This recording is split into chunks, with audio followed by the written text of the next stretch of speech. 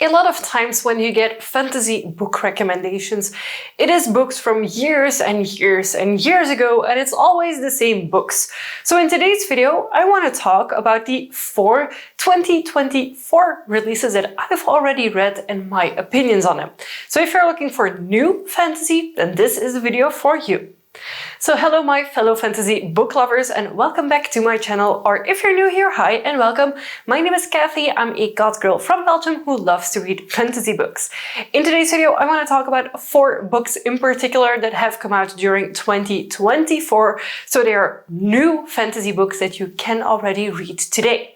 And these will be in no particular order at all, it's just the books that I listed together. Now I have to let you on a little bit of not so much of a secret. It is that I love vampire themed books. So 3 out of 4 of these books are actually vampire themed. Sorry, not sorry. The first one is a YA fantasy, and a lot of special editions from this book have come out this year, and it is A Tempest of Tea. A Tempest of Tea, we follow our main character Archie, who is a girl who dresses up as a boy. She owns a tea house, and at night it becomes this like vampire tea house where they drink blood, etc. So a vampire lair, more or less. Now Archie and her gang are actually being set up to like having to find a document for the ruler of that kingdom, or not specifically for him, but to blackmail him into being able to keep where they are setting up business. But a lot of things are not really going according to how they want it, so they have to like plan a heist. So the majority of this book is actually the heist story, which I personally really enjoyed because it was the most interesting part about the book. Archie is trying to make a better life for her and her friends. She is rather young still, but she has a lot of influence, and the tea house that they have is like in this slum area, so like not a lot of rich people there, and they're trying to really like make a better life for themselves. Now a lot of them, and the majority of them I believe, are orphans. So at least 2 of the characters that we follow in the book are orphans. One is Archie and one is one of the other people in the book. And you actually get to know how they became orphans. Now, I really enjoyed the vampire part, the heist part of this book, but at the end of the book, a lot of like information gets info dumped on you. So for me, that kind of was like a little bit unnecessary. It would have been better if it was like dripped throughout the book a little bit more. There were, of course, clues. Some of the clues were very obvious. Some of the clues were not obvious at all, and I was just end up thinking like, what just happened? But yeah, I really enjoyed this book. If you're into like the vibe that Six of Crows has, then this book is definitely for you. I think for me it was a 4-star read because I did really enjoy it, but I felt it missed a little bit of something. And I think a book 2 is going to be announced in the future. And I think there is a lot more that could be going on with this gang of misfits and in the future of the story. So I really hope that there will be a book 2 soon. Up next is a book that has come as a very big surprise to me, and it was Ailey Hazelwood's Bride. Now, Ailey Hazelwood is a very well-known romance author who is dipping her toes into fantasy romance. In this first book, we follow a vampire bride and a werewolf group as they have to get married to make an alliance between vampires and werewolves. Now in this world setting, you have vampires, werewolves, and humans. And humans are very big in numbers, vampires and werewolves a little bit less, and they all 3 have like alliances with each other. So there is a vampire-human alliance as well, and the girl that we follow in this story has been the collateral of a previous arrangement between humans and vampires. So it's over a period of 10 years. I think that one of the vampire children spends with the humans and vice versa. One of the human children instead goes with the vampires. So they don't attack each other because that important person will then be killed or whatever. So this girl that we follow, she actually was raised with humans and decided to stay there for a while longer because she has a job there. She has a life there because, well, 10 years isn't nothing. But all of a sudden she gets called home and she needs to marry this werewolf. Now, at the beginning of the book, you already know in which direction this is going. Again, this is not the most complicated book ever. However, I found it really enjoyable. Like, if you're into these light, airy fantasy romances where there is a little bit happening besides the, of course, romance part, then I think this is for you.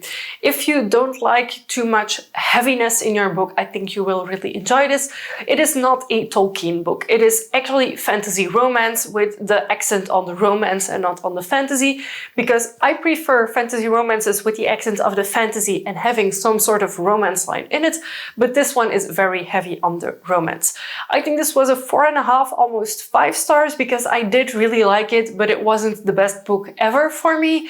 So yeah, keep that in mind, that this is written by a romance author, not by a fantasy author, and also look up the knotting kink before you start reading this book.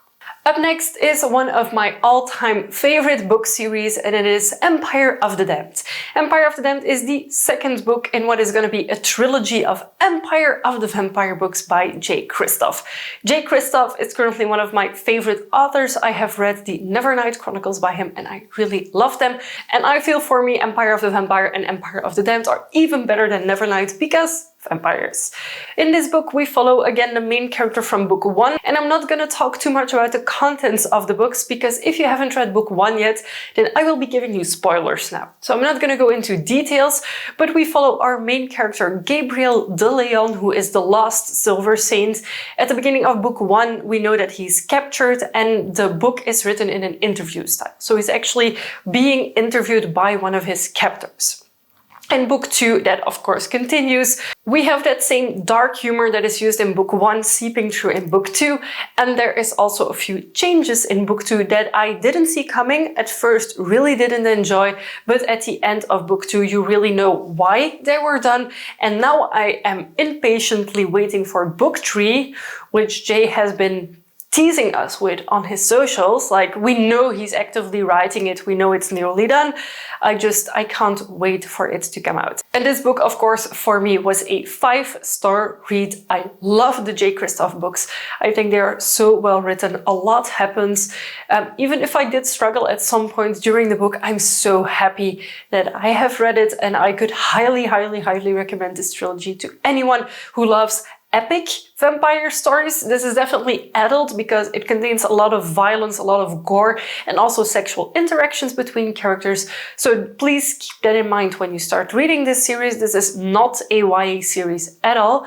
And if you didn't know that I enjoyed these books, well, those 3 shelves are entirely J. Kristoff. This is the Nevernight trilogy. I have my Empire of the Vampire and Empire of the Damned, my Illumicrate editions, and at the top are the other 3 editions that I own of both of them. And then the last book I want to talk about is technically a 2022 release, but has only recently been hyped and been brought out in special editions, and it is Can't Spell Treason Without T. In this book, we follow our 2 female main characters who have a romantic relationship with each other. One of them is a guard to the queen of the kingdom that they live in, and as her royal guard, she needs to look pretty and she needs to look epic, but she cannot actually wear armor, which to me just sounds very, very weird, but the queen has more like weird demands. And at the beginning of the book, this girl actually prevents an assassination on the queen, but during that attempt of assassination, she gets injured. So when she's trying to recover from her wound, she decides that enough's enough. After years of service, she's going to leave the side of the queen and run away. Now, the other girl in this book is actually the most powerful mage that there is at that moment. So this is kind of a Avatar type thing. So they have like a mage, the most powerful mage, and when that mage dies, the power goes to another mage. And it's like a random system, apparently. There isn't really like it has to be the first son or the first daughter. It doesn't really matter. It just a mage gets picked for it. And the second girl that we follow, she actually is this super important, super powerful mage. And these 2 girls, when dating, were actually talking about like their biggest dreams and hopes. And one of their dreams is to start a tea and bookshop together. When this first girl gets injured, she runs away and she waits for the second girl to find her, and then together they decide that it's time to leave their responsibilities kind of and go find somewhere to settle and to make this bookshop, tea shop. So this is the basic premises of the book. We follow these two girls as they're like starting to build up something, but of course their responsibilities aren't suddenly gone, so things still happen concerning those responsibilities. This book gave me very much Legends and Lattes vibes, although being a little bit different in setup. There is also more happening in this book than it does in Legends and Lattes, but it is a very low stakes, high fantasy type of feeling. So I give this book 4 stars. I did really enjoy it. It was a very relaxing read for me, a very easy read. Again, this is not a Tolkien masterpiece or like the most epic fantasy book ever, but it was a very fun read for me. So these 4 books are all new books, 2024 releases in the fantasy realm, all very different from each other. So I hope if you're looking into something new and fresh, that one of these speaks for you and that you can find something new that you will love to read. Of course, feel free to let me know in the comments down below. Is there any 2024 releases that you have read that you really enjoyed? Because I would love to pick up more recent releases. I did buy quite a few more, but my TBR pile is so massive that I'm not sure when I will get to them. However, at the end of the year, I will of course be making another updated video of 2024 releases that I really enjoyed. Give this video a big thumbs up if you liked it, and of course don't forget to subscribe to my channel if you haven't already. I make new videos every week and I would love to have you for every single one of them. Thank you so much for watching. I'll see you very soon with a new video. Bye!